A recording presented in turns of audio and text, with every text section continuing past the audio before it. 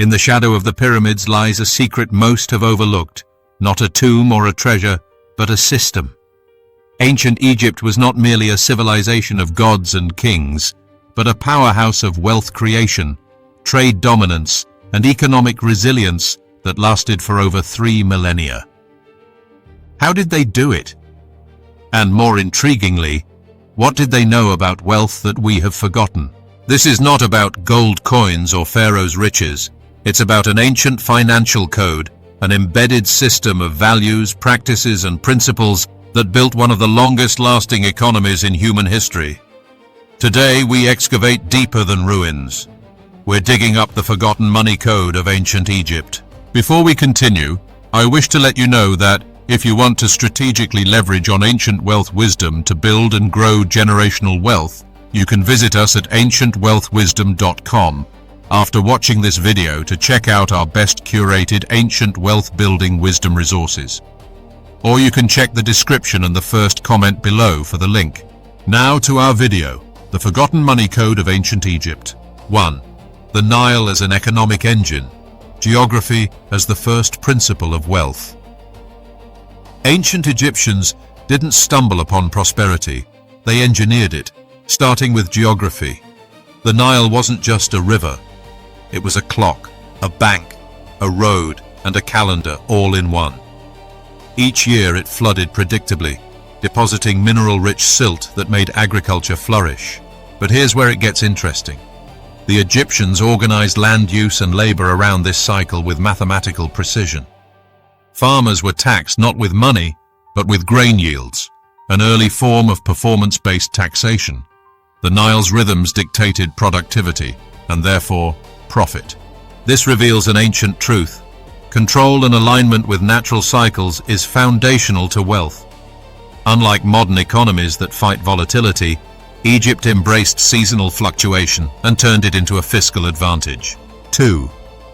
Mart and the moral foundation of economy. Here lies a critical secret. Ancient Egypt's wealth wasn't purely logistical. It was also philosophical. The goddess Mart represented balance, order, and justice. Her concept was not spiritual fluff, it was economic policy. Mart enforced ethical dealings, fair trade, honest weights and measures, and financial contracts. Businessmen, traders, and scribes swore oaths by her. Violating Mart wasn't just illegal, it was sacrilegious. Why does this matter today? Because Egypt built an economy on trust. In an age before banks and credit scores, social and moral capital drove commerce. This underlines a deeper code. Economic strength begins with social cohesion and trustworthiness. 3. The scribe economy. Knowledge as currency. While we think of money as coins or digital numbers, the Egyptians viewed information as value. The real financial elite weren't the landowners, but the scribes. These literate few were the accountants, economists, and data analysts of their time. Scribes tracked grain storage, population numbers, trade routes, tax records, and more. They literally wrote the economy into existence. A single scribe could control the flow of resources for an entire nome, district, and many held more power than regional governors. This introduces a lost wisdom. Data is wealth. In ancient Egypt, those who controlled the ledgers controlled the legacy. Today, our algorithms echo this ancient code. Those who gather, interpret, and act on information gain exponential advantage. 4. Invisible currency, barter, reputation, and the grain standard. Money as we know it, coinage, didn't appear in Egypt until much later. The economy functioned on a complex barter system, the backbone of which was grain. It wasn't just food, it was a unit of account, a savings mechanism, and a trade medium. Grain silos acted as proto-banks. Individuals could deposit grain and receive tallies or tokens representing the amount stored. This grain-backed system was shockingly similar to the modern gold standard, except more practical for an agrarian society. Even more intriguing, reputation held significant monetary weight. Merchants and craftsmen built long-term success, not through one-off deals, but through consistent service and reliable output. Word of mouth and character were capital. This teaches us that not all wealth is visible. The ancient code included intangible assets like trust, character, and value delivery. 5. The pharaoh's role. Wealth. Steward or extractor? The pharaoh wasn't just a ruler. He was seen as a divine steward of wealth. He didn't own the economy. He orchestrated it. The state played a central role in redistributing wealth through large-scale public works, such as temple building, canal digging, and pyramid construction. But here's the twist. These weren't acts of grandeur alone. They served an economic function by employing thousands during the Nile's flood season when agriculture paused.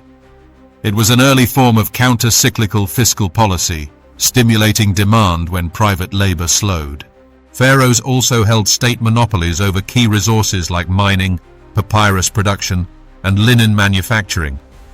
They controlled inflation by regulating production levels and setting fixed prices in temple markets. Modern governments could learn from this forgotten blueprint. Economic leadership requires managing flow, not just hoarding reserves. 6. Temples as financial institutions. While temples are often seen as places of worship, they were also economic engines. Major temples functioned like central banks. They held grain reserves, loaned resources, employed thousands, and even issued receipts redeemable for goods. Temples kept detailed financial records. They tracked everything from donations to labor deployment to trading partnerships with foreign merchants. The Temple of Karnak, for instance, managed estates as far as Nubia. This reveals another hidden principle.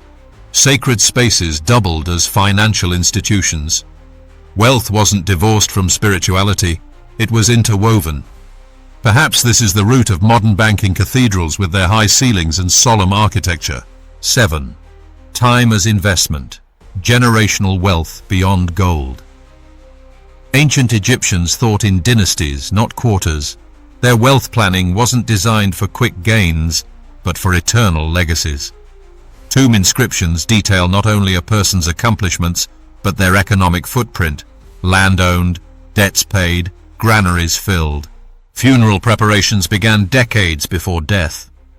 The wealthy invested in mortuary temples and endowments to ensure eternal care and remembrance, akin to setting up trusts and generational funds today. This is a key difference from modern finance. Egypt's code was future-focused. Wealth wasn't complete unless it protected your name, your family, and your moral standing after death. It was legacy over liquidity. 8. Trade networks and economic diplomacy. Egypt was not an isolated power. It was an international trader, bartering with Phoenicia, Nubia, Mesopotamia, and later the Greeks and Romans. Their exports included linen, papyrus, grain, and gold. Imports brought cedar wood, silver, luxury items, and ideas. Trade was diplomatic. Treaties included economic clauses, and marriages between royal families were often sealed with economic exchanges. Egypt's economic intelligence extended to its politics. Every alliance had a financial motive. This supports a timeless truth: wealth grows through networks. Isolation breeds stagnation. The Egyptian economy thrived by embracing external opportunity while protecting internal stability. 9. Collapse and the forgotten code. So why did it all disappear? Egypt's economy began to weaken under foreign invasions, internal corruption, and climatic shifts. Over time, the moral framework eroded, scribal control fractured, and foreign powers imposed coinage that undermined grain-based systems. The fall wasn't due to a single catastrophe, but to the gradual forgetting of the code itself. When Ma'at was no longer the guiding principle, when temples lost economic centrality, and when knowledge was no longer prized, the economic engine seized. This final lesson is a warning. Economies collapse not just from external pressures, but from forgetting the values and systems that sustain them. Relearning the ancient wealth blueprint. In conclusion, as we unearth the timeless wisdom embedded in the forgotten money code of ancient Egypt, one thing becomes clear. The ancients weren't just builders of pyramids, they were architects of lasting prosperity. So what can we learn from their deeply layered financial intelligence to build wealth today? For starters, the Egyptians mastered the concept of tangible assets. Their wealth wasn't measured in illusionary digits, but in land, grain reserves, skilled labor, and tradable goods, forming the backbone of what we now call real wealth. They understood the power of documentation, employing scribes to record every transaction, debt, and surplus. A reminder that wealth begins with meticulous tracking and intentional stewardship. Their use of temple treasuries as both religious and financial institutions reveals a forgotten synergy between spiritual alignment and material abundance, suggesting that wealth thrives when it serves a higher purpose. Perhaps most intriguingly, their economy was cyclical and resilient, guided by the Nile's annual flooding, a lesson for modern investors to think long-term, embrace natural cycles, and prepare for both abundance and scarcity.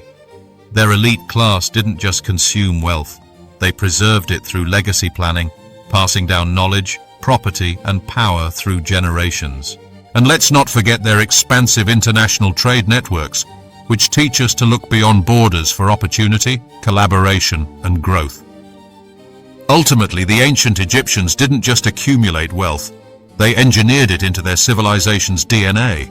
If we decode their strategies and apply them with modern tools, technology, global markets, digital assets, we too can build wealth that is not only profitable, but enduring.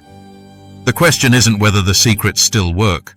The question is, are we wise enough to use them? Align with natural cycles rather than resist them. Build economies on trust, not just transactions. Treat knowledge as currency. Value reputation as an asset.